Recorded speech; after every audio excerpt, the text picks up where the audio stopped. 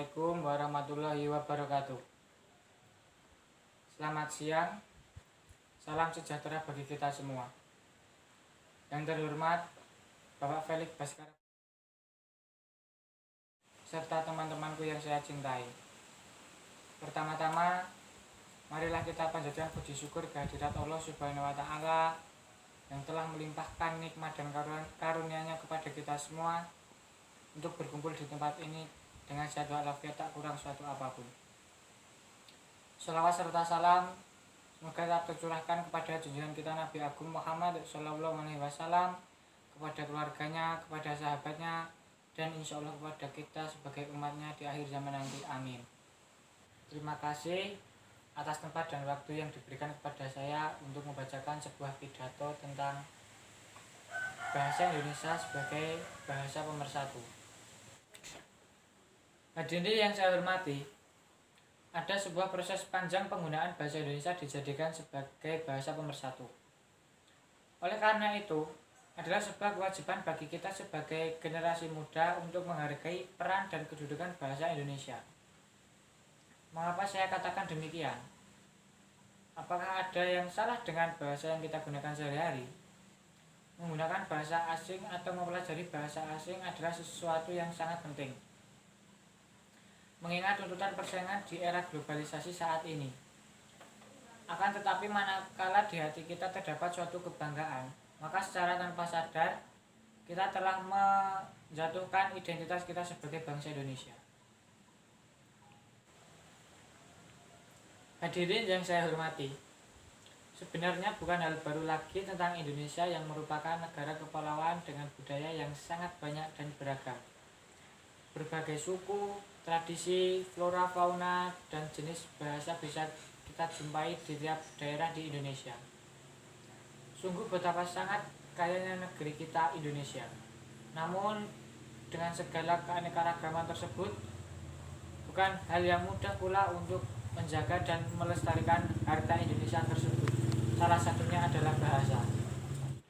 Hadirin yang saya hormati, negara Indonesia merupakan bangsa yang kaya akan budaya dan adat istiadat.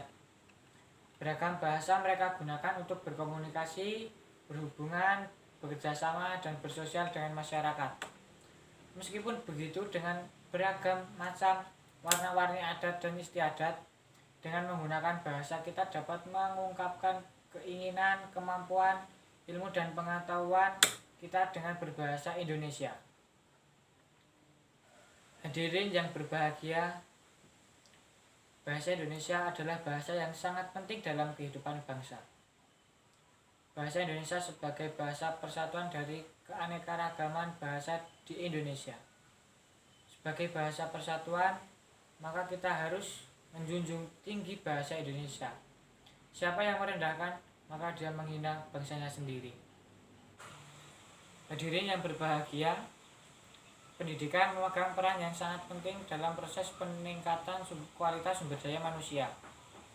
Peningkatan kualitas pendidikan adalah suatu proses yang terintegrasi dengan proses peningkatan kualitas sumber daya manusia itu sendiri.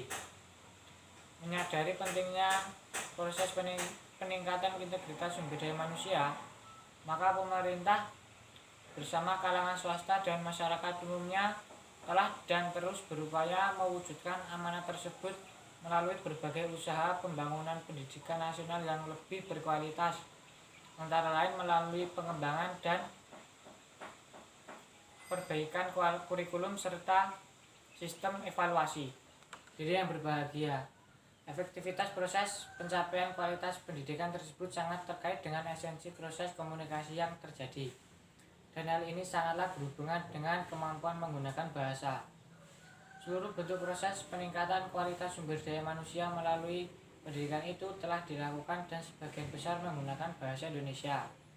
Dengan demikian, melalui bahasa Indonesia telah terjadi penyerapan ilmu pengetahuan, pemakaian, dan pengembangan bahasa Indonesia menjadi salah satu segi pembangunan bangsa.